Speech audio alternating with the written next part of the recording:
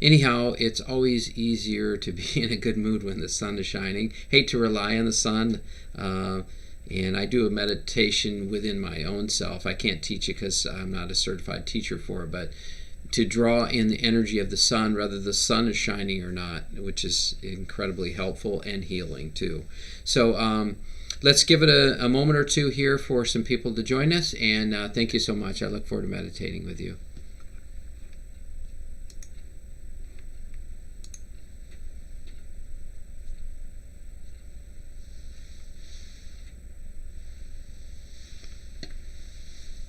And for those of you joining in just now, let's give it a minute or two. Thanks for joining. Good morning. Good morning.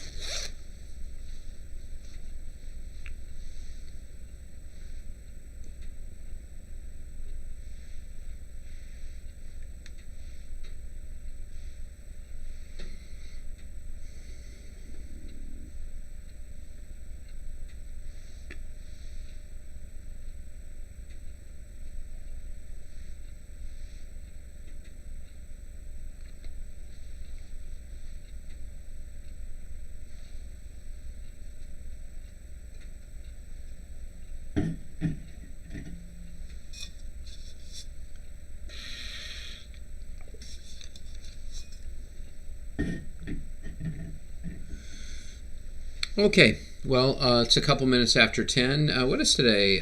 Tuesday, December 15th, 10 days away from Christmas.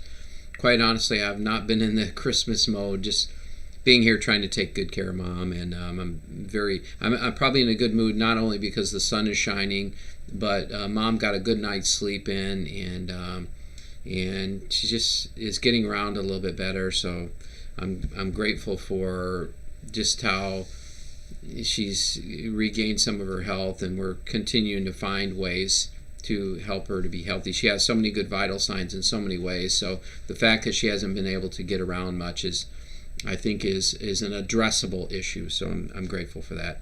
Thank you for joining me this morning. I'm ready to meditate, and I'm grateful to have you here to join me. Thank you, and let's meditate. So just getting yourself nice and comfortable, and just taking in a nice deep breath. And just letting go, just letting all your troubles melt away, all your worries, all your burden, all your stress. That's all stuff of the mind telling us it wants the situation or life or some person to be different, or you to be different than what it is. Let's just melt into this moment, this perfect divine moment. And I mean that literally, that there's nothing about this moment that needs to be changed. It's just simply up to us to fully accept it, embrace it, and know that every moment is providing us exactly what we need. And I've been having this experience lately of just longing for a deeper connection and alignment with God, and whatever that source is for you. And I'm just ready to just let it all go. And I always invite people to let it all go, but I recognize even for myself that there are certain things that I am just simply unconscious with, that I have not let go. But with that said, when I did a prayer to God and really was just crying, saying, I don't want anything less than to just be conscious and aware and one with you in every single moment. And that night I had a dream about a healing taking place, just because of my longing, my calling to just be with God. And I'm so grateful. On one hand, it can feel painful to be separated from God. on the other hand, when we're now no longer satisfied with that separation from God, it's beautiful and it's powerful and it's healing, because there is something within us that cries out and said, no, no, no, no, no. I can't have anything less than the love, the peace, the joy of who I am and who God is. So I'm just inviting you this morning to come on an adventure with me. Just join me. Let's just go for this sacred and joyful walk this morning, where we let go of all those thoughts and beliefs that have blocked us from the truth of who we are. That truth that has always been there and will always be there. You can't get rid of it. You can't get rid of you.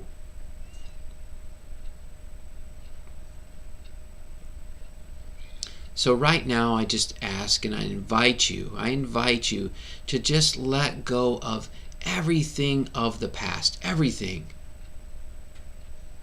And I focus a lot of times on shame, guilt, and blame. So first and foremost, just to let go of anything that would be some kind of thought or belief that you have identified with as the truth, that you are less than love, less than peace, less than joy, and less than the truth.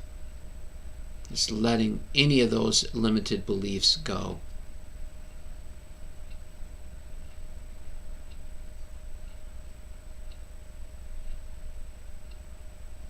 And letting go of all your fears. Because at the core of every emotion that we carry, all the baggage we carry, there is a fear at the core of it. And as A Course in Miracles said, there's only either fear or love. You let go of the fear and then allow love to replace that. The truth. Allow the truth to replace that fear. And you know, sometimes life can feel so challenging, and sometimes we can feel so powerless and helpless as to what life is providing. But as I reflect on that, and I reflect on my fears of what's holding me back on just being at peace with that situation, I just realize it's all perfect, and the goodness that's behind everything that is given to us. And we just simply forget that truth. We forget it, and we get caught up in just all this old way of thinking, all these stories and beliefs about who we have thought ourselves to be. So right now, I invite you to dive deep and just let go of any self-image, be it good or bad, any self-image, any stories that you have of who you think you are, any labels, and any conditioning. And sometimes we say, our ego says, our mind says, we need to be a certain way in the world. We need to be loving, we need to be kind, we need to be compassionate. And it's not that there's anything wrong with any of those things. But sometimes I notice that I'm feeling angry or frustrated. And we don't want to deny any feeling. And it's not that we are those feelings. It's not that we are the thoughts. It's not that we are the beliefs. But we also don't want to deny them as if they don't exist. For many years, I tried to bypass my feelings because I knew it wasn't who I was. But it only put me in my head and not my heart.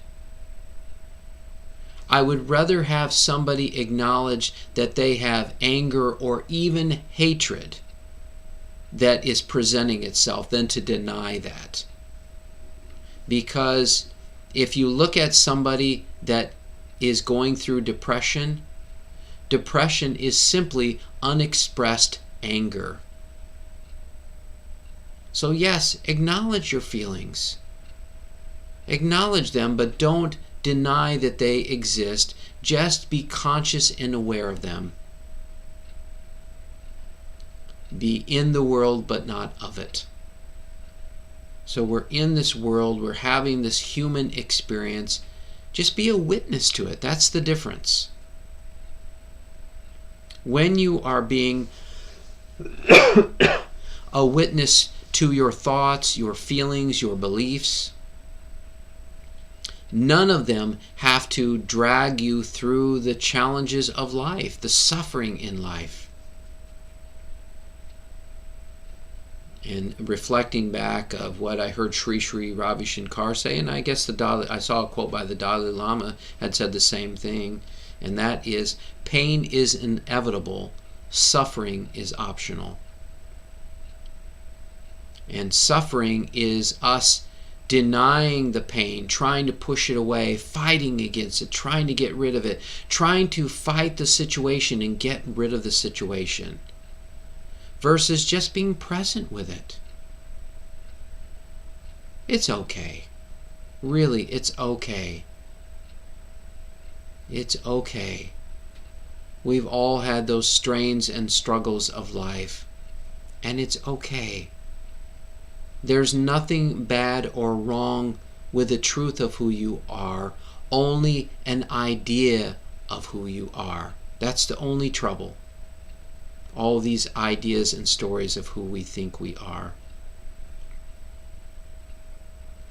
So right now, if you haven't already done so, just letting go of all those beliefs, stories, and ideas of who you think you are. Letting them all go. And that includes all the past experiences, letting that go, and all past memories. And I don't know about you, but my mind will sometimes say, when I say past memories, past experiences, like, no, I learned from those. Those are all good. That's what helped me to get where I'm at. Not to deny that life and its perfection has led us to this place, to this moment right here, right now. That's beautiful. It's wonderful. But we don't need to carry any past experiences or past memories, because memories are still of the mind until we transcend the mind. What do I mean by that? If you are your thoughts, and if you are your mind and the memories and past experiences, what happens when the physical body and the physical mind die? Does that mean you cease to exist? Does that mean you no longer have any memories that you can recall anything that's ever happened, any experience or memories? Do you think Jesus or Buddha can't remember their life even though they're not in their physical form anymore? So what is it that goes beyond anything physical, the physical mind? What is it that allows us to still connect with an intelligence, a memory of everything that has ever happened? That is when we are connecting to the cosmos, to God, to life itself that is beyond anything physical. So yes, I do invite you to let go of all your memories that you've stored in your body and in your mind, and all your past experiences. It doesn't mean they go away. It means you stop looking to your physical form to access them, and you look beyond that physical form into the emptiness and the pure beingness of who you are. And may I say that pure beingness of who you are is spectacular. It's beautiful. It's freedom itself. It's love itself. It's light itself. And as always, I'm never trying to convince you or persuade you of anything that I have to share. You don't have to believe anything I say. We're just exploring, right? We're just little boys and girls back to the innocence of who we are before we got caught in the fear and the blame and the judgment. Let's just go out and play. Let's just skip along on the trail, this sacred trail of that leads us to, returns us to, not even returns or leads us, it just helps us to let go of that beautiful love and light that we have always been and we will always be. And there's nothing that you have ever done, nor nothing you can ever do that will keep it from being otherwise. Yes, you can hold on to old beliefs, old stories, old memories, and you might not recognize that truth in this moment, but it doesn't mean that it's not there.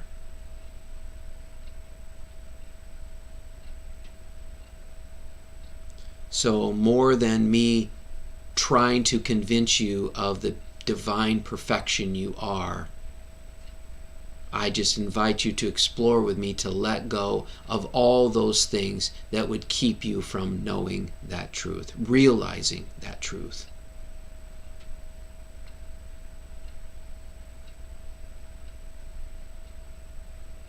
What a joy life can be if we just get our egos and stories out of the way,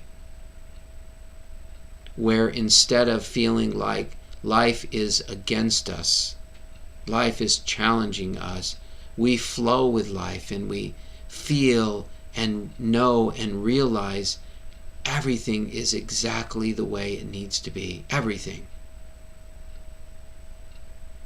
Even the most horrible things that you would judge.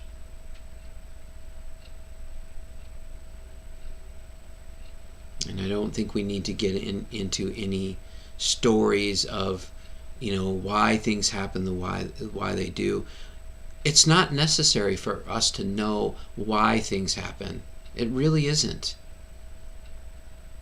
But what I do find helpful is to have trust and faith that life, God, the universe, are all on our side. And everything that is being presented to us, even though we would judge it as bad or wrong or hurtful or whatever our stories are, the more we have trust and faith that it's all on our side, the more we can flow with gratitude and grace with life itself. Right now, I just invite you to open up your heart, open up your mind, and just allow in the love of God. Just allowing it into your heart. Allowing it to touch and envelop and permeate every single cell of your body. Every atom, every molecule, all your blood, your skin, your bones, your organs. Just allowing every single atom to be nurtured, to be blessed, to be loved, and to unite. All your cells, all your atoms unite in harmony to all work for the greater good, for the greater purpose of love and life.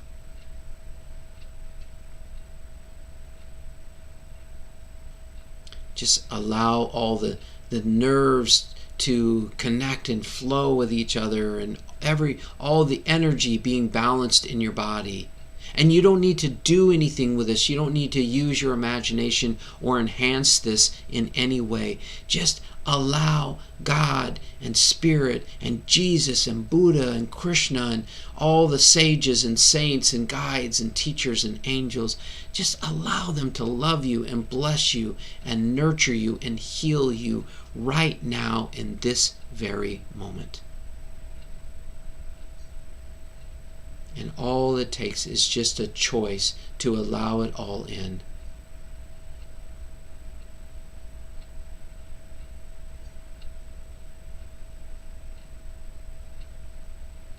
And if you have any thoughts or you notice any resistance, it's okay, just notice it. And let that thought, let that belief, just allow it to pass on by. Easily, effortlessly, knowing that you are not that thought, that belief. You know, sometimes we talk about people performing miracles. But what is a miracle?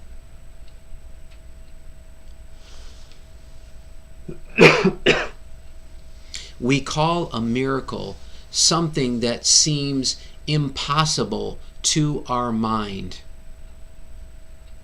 But what's impossible to our mind is infinitely possible with the truth of who we are, that is beyond the mind and beyond any and all logic. Because if you look at someone like Jesus or any of the great masters who have been here, who have performed many miracles, it's not a miracle to walk on the water. It's not a miracle to raise people from the dead. It's not a miracle to heal the blind or to perhaps be in more than one place at one time. Why isn't it a miracle? Because they don't have that limited thinking that says it's not possible. They have the realization that they know with God all things are truly possible. And it's not just with God, it's as God yourself, that oneness that you are. And my mind has at times struggled with thinking about the oneness with God or with Jesus or with life, the universe. But as I have recognized that I am nothing physical and I am part of the infinite emptiness of life, the infinite formlessness and space of life, then I realize, how could I not be one with all of it? Even our bodies, all of space, even the densest of materials, rocks or heavy metal, scientists will acknowledge it's still 99.99 whatever space. It's all space. It's only molecules moving so quickly that our minds perceive it as dense, perceive it as matter. But truthfully, when we look deeper, we see that it is the 99.999 space. So you are not a physical being. You consist mostly of emptiness. From the human body, from beyond the human body, and the very God essence of who you are is no matter. It's just emptiness. Pure, loving consciousness.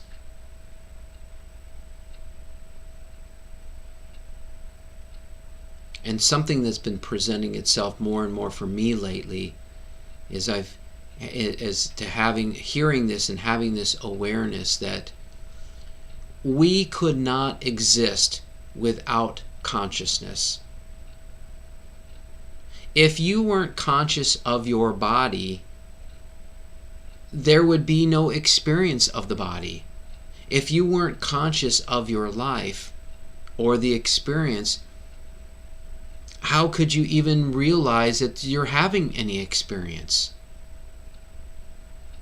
So nothing can exist without consciousness, without awareness. There has to be an awareness.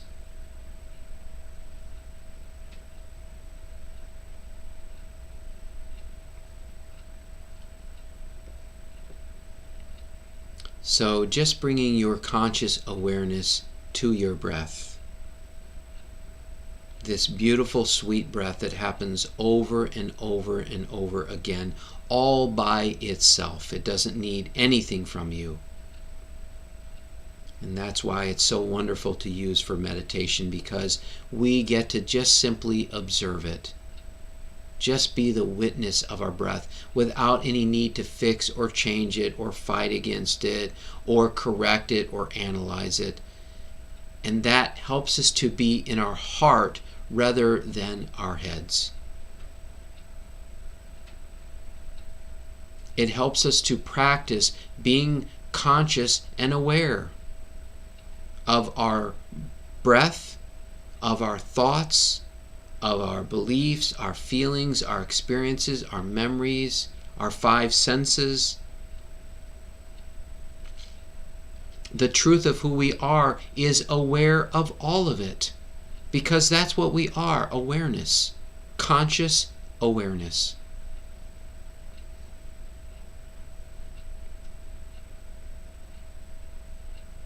And sometimes what we call pain is here to, I was saying this the other day, of slapping us around a little bit metaphorically to help us to realize all these things that we are not, so that we can release them and let them go and be the only thing that remains, and that is the pure emptiness, the non-physical, the non-formless emptiness, silence, stillness of who we are.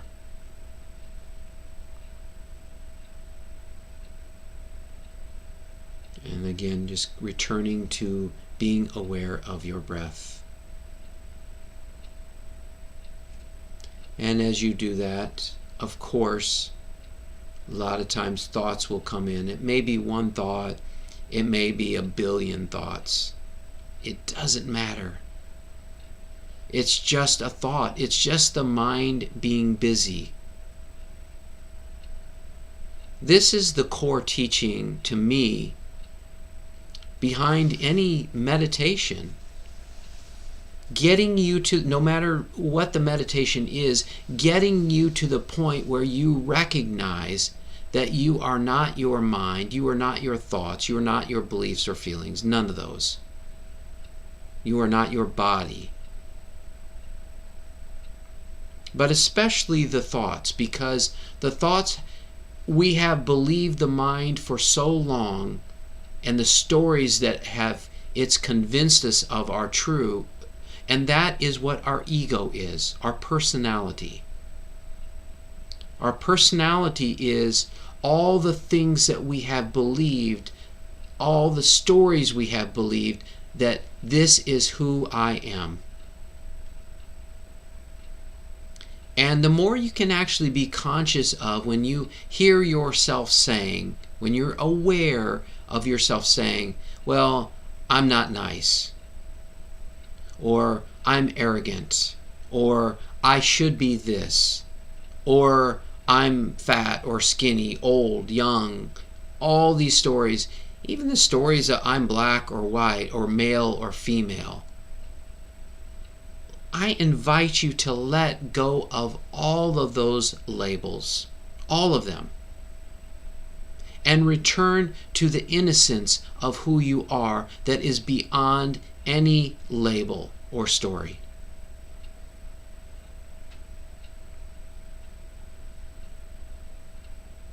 And you certainly are not your mind and all your thoughts that it has convinced you that you are. So when you begin to practice awareness of the breath and the thoughts come in, then you practice letting the thoughts pass on by without any effort. And in that practicing of allowing the thoughts to simply pass on by, knowing that they're not who you are, there's something that begins to shift within you where you're no longer empowering the mind as your go-to, as your God, as your master. But you're beginning to really disempower the mind in a way that is good, because the mind begins to take its true place in your life. Because there is good about the mind, but not in figuring out and solving the mysteries of life and figuring out how to be happy of life, which the mind cannot fully understand. It does not know what happiness is. It only knows duality of good and bad, right and wrong. And you can never fully be at peace and joy from that place.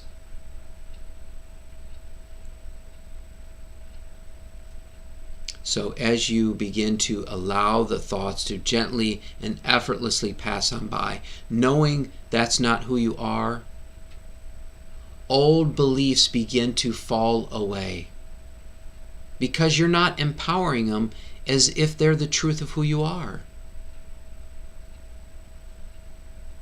And then the more you become conscious and aware when a thought or belief comes up or a feeling, you find that they begin to fall away easier and easier, because you're beginning to realize that's not who you are. Which reminds me, takes me to the movie The Matrix, which is one of my all-time favorite movies. And he no longer is running from the darkness, from the agents in the movie, the old computer programs. He said, no, I'm not running anymore. And one of the guys asked Morpheus, they said, what is he doing? Like, why isn't he running from the agents? Why isn't he running from the darkness anymore? And Morpheus says, he's beginning to believe. He's beginning to believe. And although we're stepping away from beliefs, we're also entering a time to recognize, to realize that you are not anything to do with your mind, stories, or beliefs. And that, my friends, is the entrance into freedom.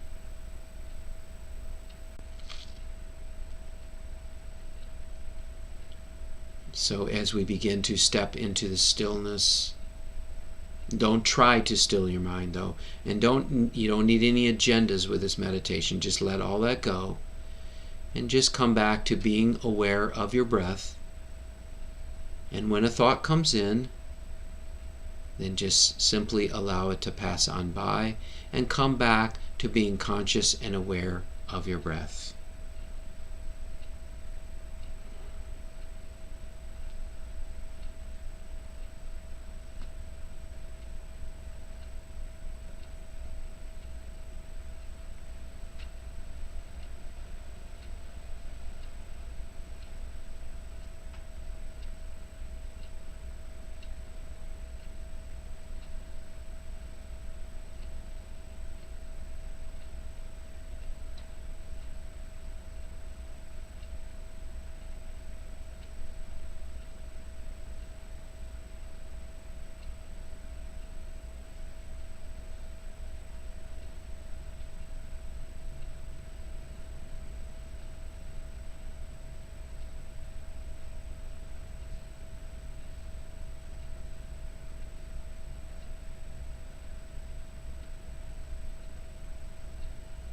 And if your mind is drifted, just come back to being aware of your breath, which brings you back to the present moment by connecting and aligning with the truth of who you are, which is the one simply being aware of your breath, being aware of when your thoughts come in.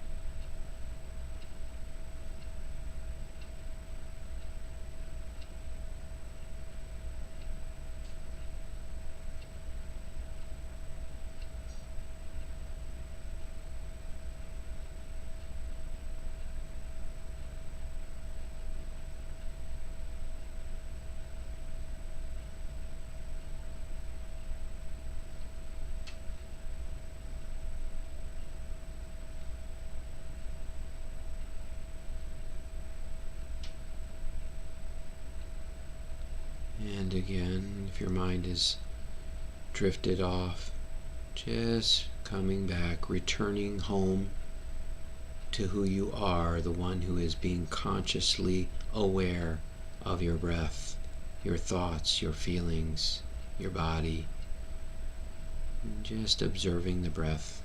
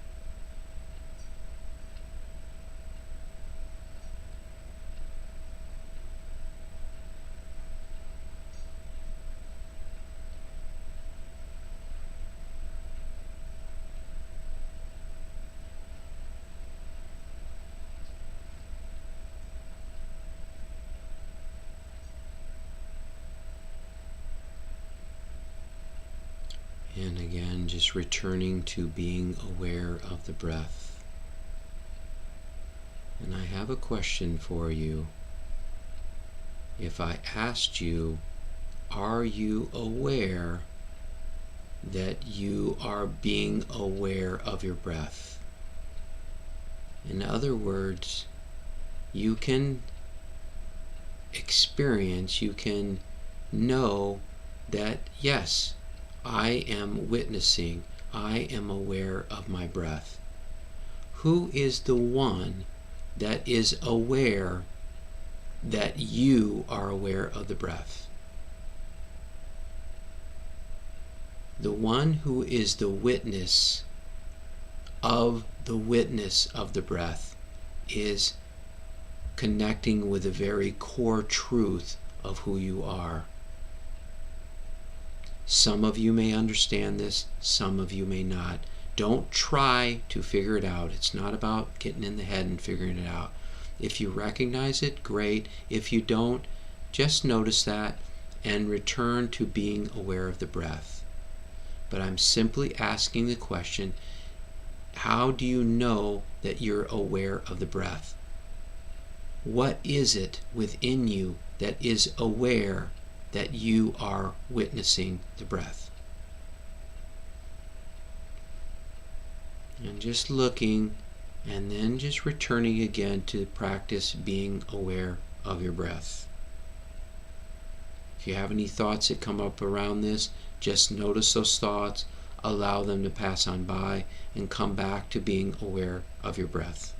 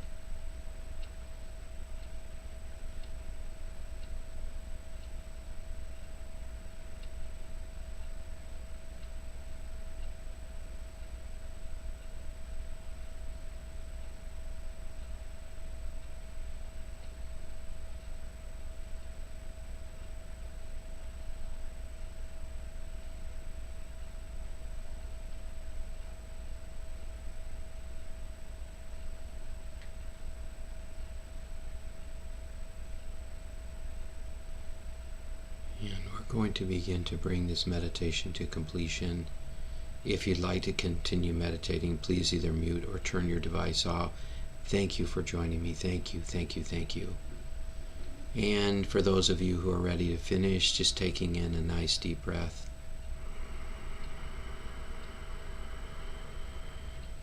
And just really letting go, coming back into your body and making sure you're rooted and grounded in this physical body that helps you to get around. And wiggling your fingers, toes, stretching your body a little bit. And taking your time, and whenever you're ready, opening your eyes.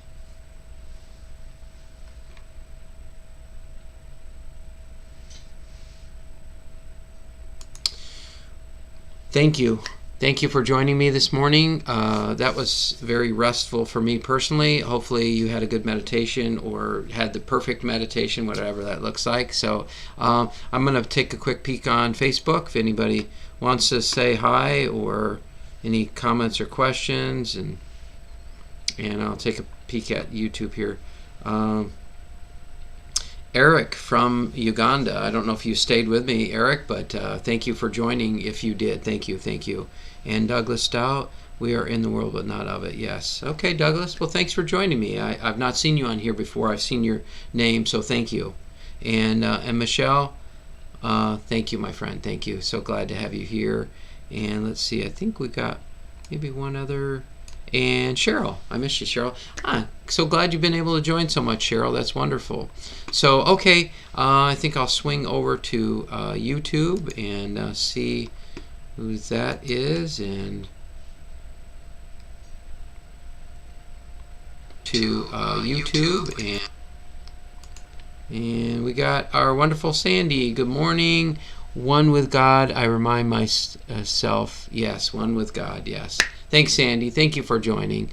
Hope you guys have some sunshine over Detroit area there, and can't speak to Uganda, but Eric, I hope you're getting sunshine there as well, my friend. All right, love and blessings to all you guys, and let's see, tomorrow, Wednesday, it will be 7 o'clock in the evening on Zoom and Facebook Live, and perhaps I'll see you there. If not, maybe Thursday morning. Okay, namaste, my friends.